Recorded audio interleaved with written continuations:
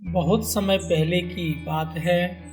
एक घने और हरे भरे जंगल में बहुत सारे जानवर रहते थे। इस जंगल में हर प्रकार के जानवर थे, जैसे हाथी, शेर, बाघ, हिरण, खरगोश और बहुत सारे छोटे बड़े जीव जंतु। सभी जानवर एक दूसरे के साथ मिलकर रहते थे, लेकिन उनमें से एक बंदर ऐसा था जो हमेशा अकेला ही रहता था। उसका नाम मोनू था। मोनू बहुत चंचल और शरारती था। वह हमेशा नए नए खेलों में व्यस्त रहता था और जंगल के किसी भी कोने में घुसकर शरारतें करता रहता था। कभी वह पेड़ों की शाखाओं में झूलता, कभी झाड़ियों में छिपकर किसी को डराता। उसकी ये शरारतें जंगल की बाकी जानवरों को परेशान कर देती थी, लेकिन वे जानते थे कि मोनू का दिल अच्छा है और वह कभी किसी का बुरा नहीं चाहता। मोनू को जंगल में एक पुराने पेड़ के पास खेलने का बहुत शौक था। इस पेड़ के नीचे एक नदी बहती थी जो बहुत ही गहरी और तेज बहाव वाली थी। मोनू ने कभी इस नदी को पार करने की कोशिश नहीं की थी, क्योंकि वह जानता था कि यह बहुत खतरनाक हो सकता है। लेकिन एक दिन मोनू ने सोचा कि क्यों ना वह नदी के पार जाने की कोशिश करे। मैं हमेशा पेड़ के नीचे खेलता रहता हूँ, क्यों ना इस बार कुछ नया किया जाए, उसने सोचा। वह अपने दोस्तों के पास गया और बोला, मुझे नदी के पार जाना है, मुझे नए इलाके की खोज करनी है। उनके दोस्तों ने उसे रोका और कहा, मोनू, यह नदी बहुत खतरनाक है। अगर तुमने बिना सोचे समझे नदी पार करने की कोशिश की तो तुम डूब सकते हो। हमें तुम्हारी चिंता है। लेकिन मोनू ने उसकी बातों को अनसुना कर दिया और नदी पार करने की योजना बनाई। वह पेड़ की ऊंची शाखाओं पर चढ़ा और जोर से कूदते हुए नदी की ओर बढ़ने लगा। पहले तो वह आसानी से झूलता हुआ नदी के पास पहुंचा, लेकिन जैसे ही उसने झूलते हुए दूसरी ओर कूदने की कोशिश की, उसका हाथ फिसल गया और वह सीधे नदी में गिर पड़ा। नदी का पानी बहुत ठंडा और तेज था और मोनू पूरी तरह बहने लगा। वह चिल्लाने लगा, मुझे बचाओ, मुझे बचाओ, कोई मेरी मदद करो। वह बहुत डर गया था, क्योंकि उसे अब महसूस हुआ कि उसे अपनी गलतियों का खामियाजा भुगतना पड़ेगा। लेकिन किसी ने उसकी मदद नहीं की, क्योंकि सभी जानवर उसे दूर से देख रहे थे। लेकिन वे उसकी मदद करने का जोखिम नहीं लेना चाहते थे।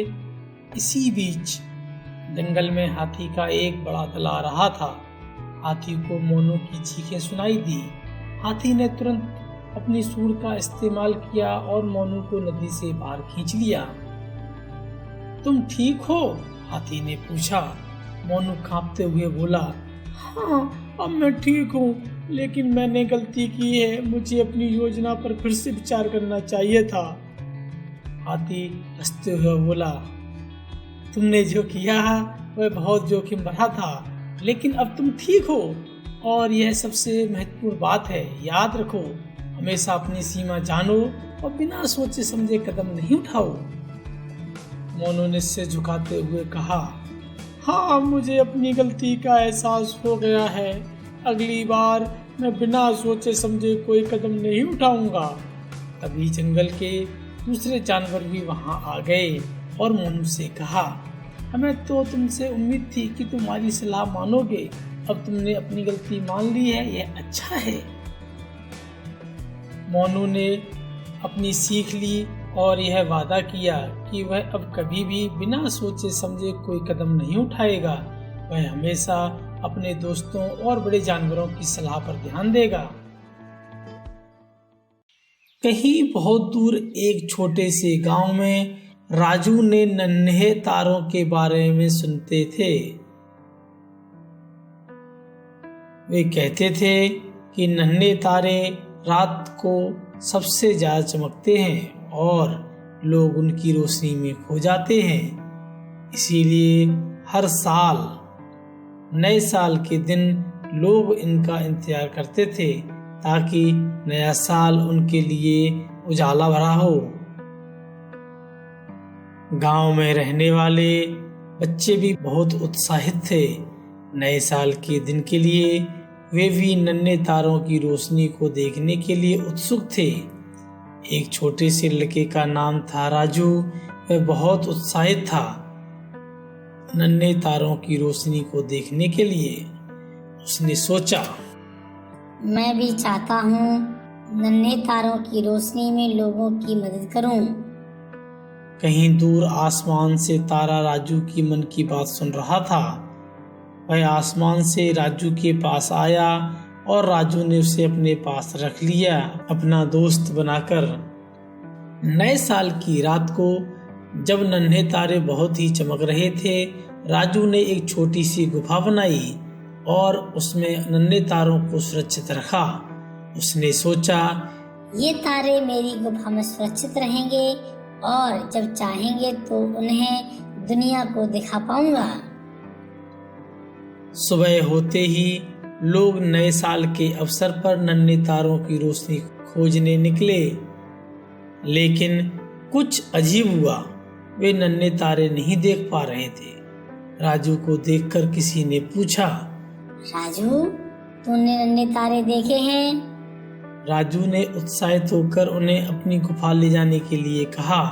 जैसे ही वह गुफा पहुंचा, वह देखता है कि उसकी गुफा में सभी नन्हे तारे आ गए थे।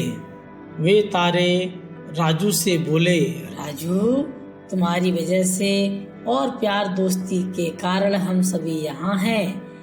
हमें आज अपनी रोशनी से सबको जगमगाकर खुशी देने का मौका मिला है।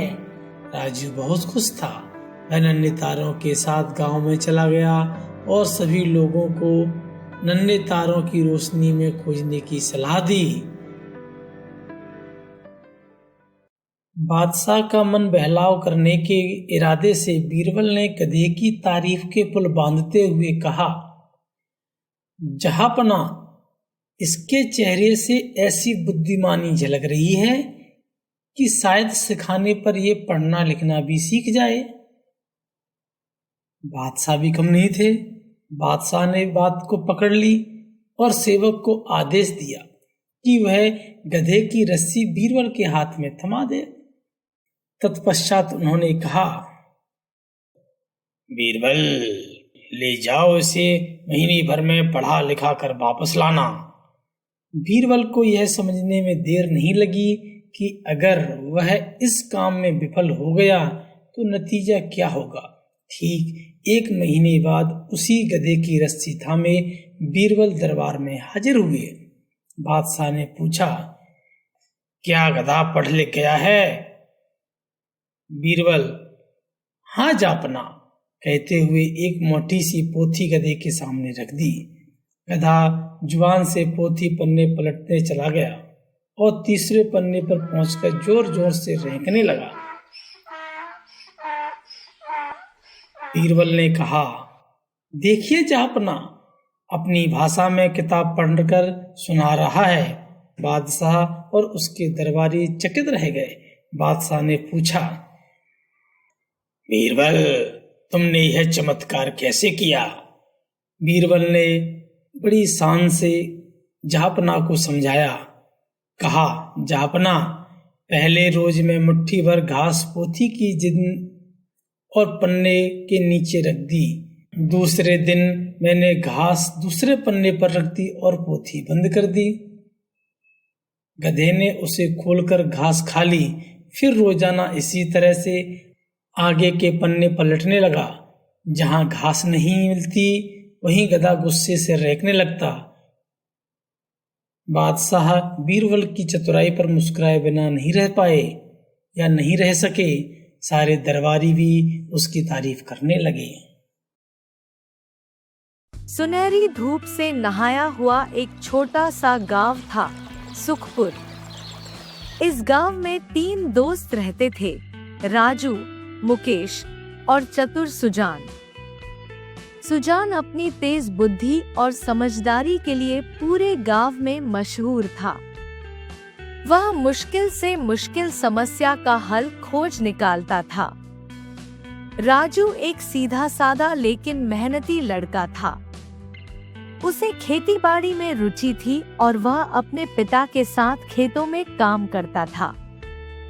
मुकेश थोड़ा आलसी था, लेकिन बहुत लालची भी। उसे हर चीज का आसान तरीका चाहिए था और वह हमेशा जल्दी अमीर बनने के सपने देखता था। एक दिन तीनों दोस्तों को गांव के मुखिया ने एक चुनौती दी। उसने कहा, जो भी सबसे चतुराई से यह लकड़ी का भारी गट्ठर नदी के पार ले जाएगा, उसे इनाम मिलेगा। राजू ने सोचा कि वह अपनी ताकत से इसे उठाकर ले जाएगा, लेकिन आधे रास्ते में थक गया। मुकेश ने सोचा कि वह इसे छोटे टुकड़ों में बांटकर ले जाएगा, लेकिन इससे समय बहुत लग गया। पर चतुर सुजान ने अपनी बुद्धि लगाई। उसने पास के एक लकड़ी के ठेले को देखा और उस पर गट्ठर लादकर आराम से नदी पार कर ली। मुखिया बहुत खुश हुआ और उसे इनाम में सोने का सिक्का दिया। सीख: चतुराई और मेहनत दोनों जरूरी है, लेकिन जब समस्या कठिन हो तो दिमाग का सही इस्तेमाल ही असली जीत दिलाता है। कहीं बहुत दूर एक जादुई जंगल था, जिसमें हर पेड़ पौधे, हर जानवर में कुछ खास था। जंगल का हर कोना प्राकृतिक सौंदर्य से भरा हुआ था। इस जंगल में एक प्यारी सी परी रहती थी, जिसका नाम लिली था। लिली के साथ रहने वाला था एक खूबसूरत सा यूनिकॉर्न। वह एक अनोखा जादुई यूनिकॉर्न था, जिसे कभी किसी ने नहीं देखा था। उसका नाम कोको था। कोको का रंगीन सर और चमकती हुई एक सींग थी, जिसमें जादुई शक्तियां थीं। एक दिन जादुई जंगल में अचानक ही एक बड़ा ही भयानक राक्षस आया। वह राक्षस जंगल की सभी जानवरों को डराने लगा और जंगल में सबके अंदर डर फैला दिया। उसने जंगल के सारे पेड़ पौधों को नष्ट कर दिया और जानवरों को डरा धमका कर जंगल में हावी हो गया। लिली और कोको ने इस बुरे राक्षस का सामना किया। वे दोनों मिलकर जादुई जंगल के अन्य जानवरों को एकत्रित करने की कोशिश करने लगे, लेकिन सबका मन बहुत ही डरावने राक्षस के डर से भर गया था। लिली ने जादू की शक्ति से बनाई एक जादुई आवाज, जिससे जंगल में एक अद्भुत अनूठा अनुभव हुआ। आवाज में प्यार और साहस था। वह आवाज फैलाने लगी और धीरे धीरे सभी जानवर उसे सुनने लगे। कोको ने लिली के साथ मिलकर राक्षस का मुकाबला किया और राक्षस को हरा दिया। फिर उन्होंने राक्षस को समझाया कि जंगल का हर जीव एक दूसरे का साथ देकर ही खुशहाली और सुरक्षा महसूस कर सकता है। राक्षस के दिल में अचानक से एक अजीब सा बदलाव हुआ। उसने अपना बुरा स्वभाव छोड़ दिया और जंगल के सभी जानवरों से माफी मांगी।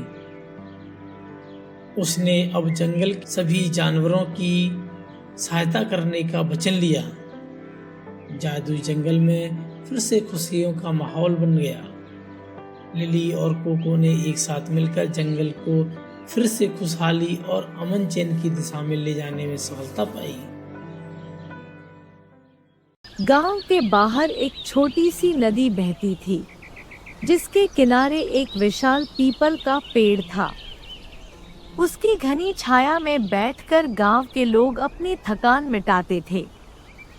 वहीं पास ही एक छोटी सी कुटिया में